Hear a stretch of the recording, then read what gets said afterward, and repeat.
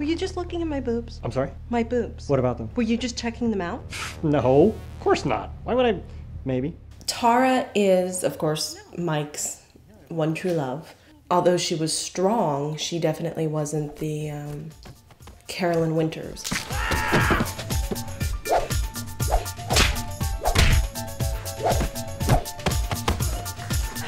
Well, first of all, I'm a huge sci-fi fan.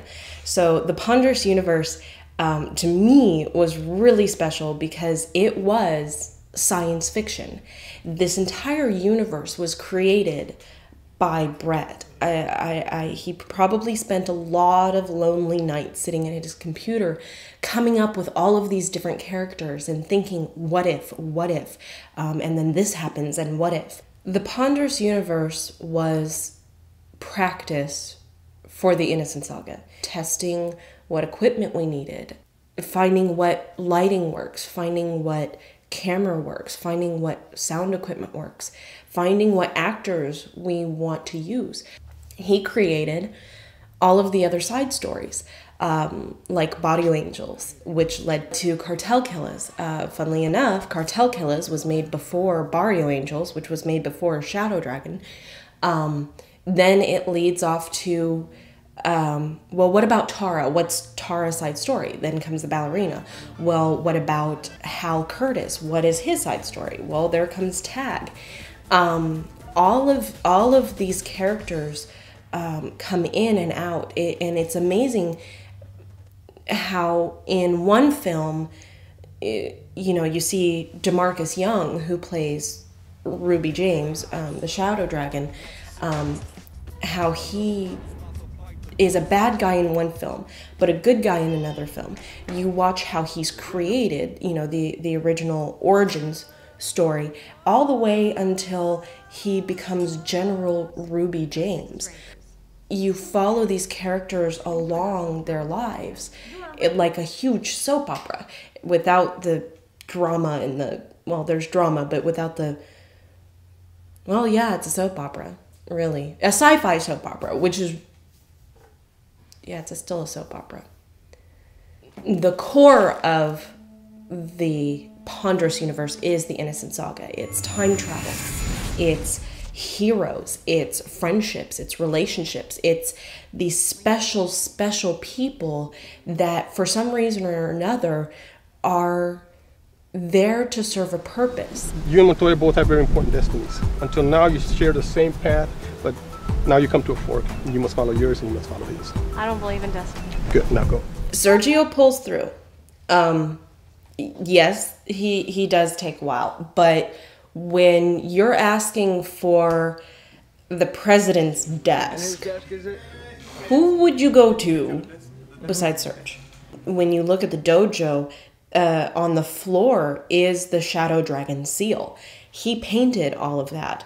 He's so creative. He's an arts and crafts person. I wouldn't be surprised if I caught him crocheting. Yeah, through the fence we knew about 20 or 30 minutes. If you want to, we can have the van.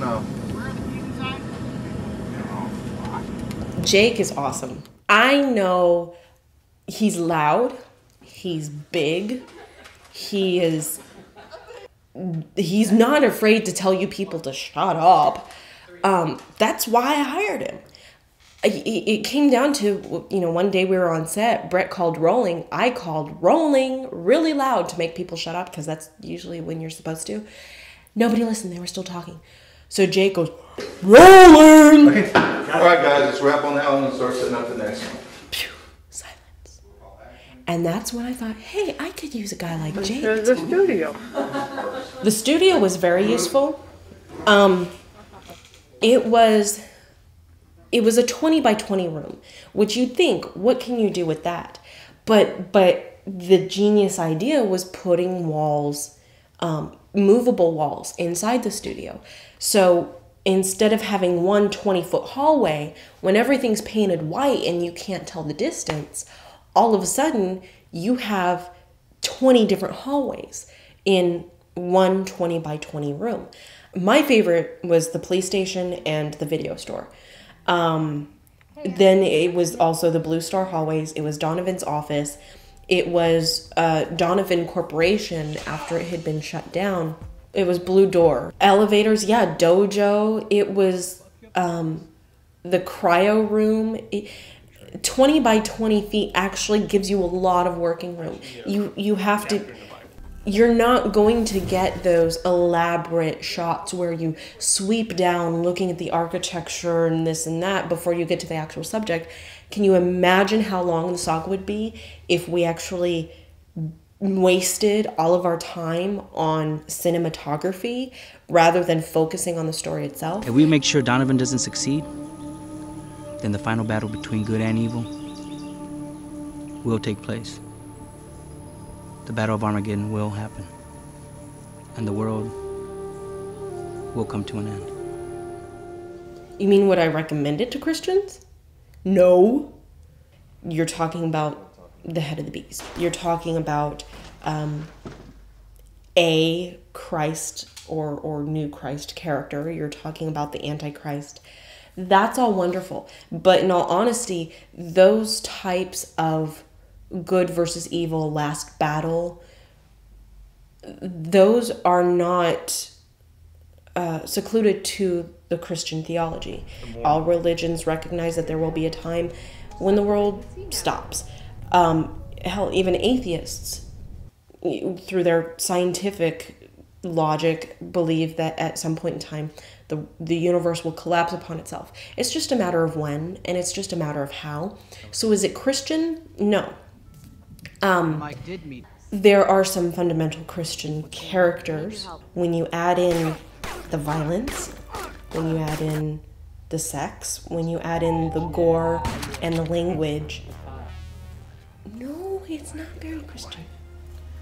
Good job, sweetheart. Thanks, sweetie. You're very welcome. I was being sarcastic. Why? What? I helped. I did. I hit that guy. I think we only got to do a fourth of what was in the original scripts. There were a lot of things in the originals that I thought were going to make it to the final scripts. When it came down to budgeting and came down to resources, we just couldn't do it. So we rewrote the scripts. Great. So, but then again, out of those scripts, we could do maybe half of what was in them. So it turned out a lot different than what was in my head, and I know what was in Brett's head.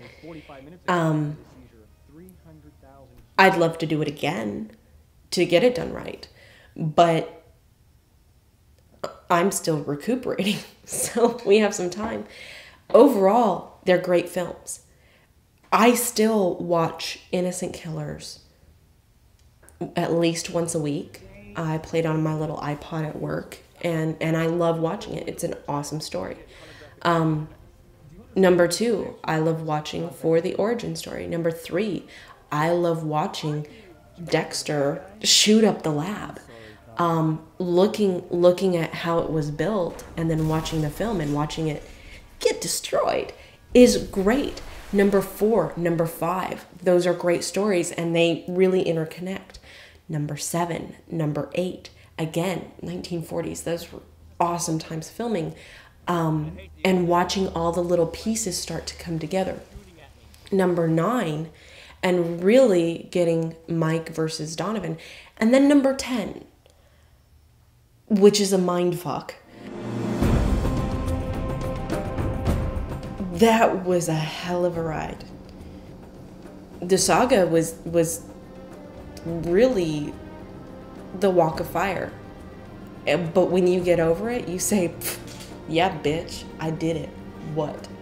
I wouldn't take it back. It's irreplaceable.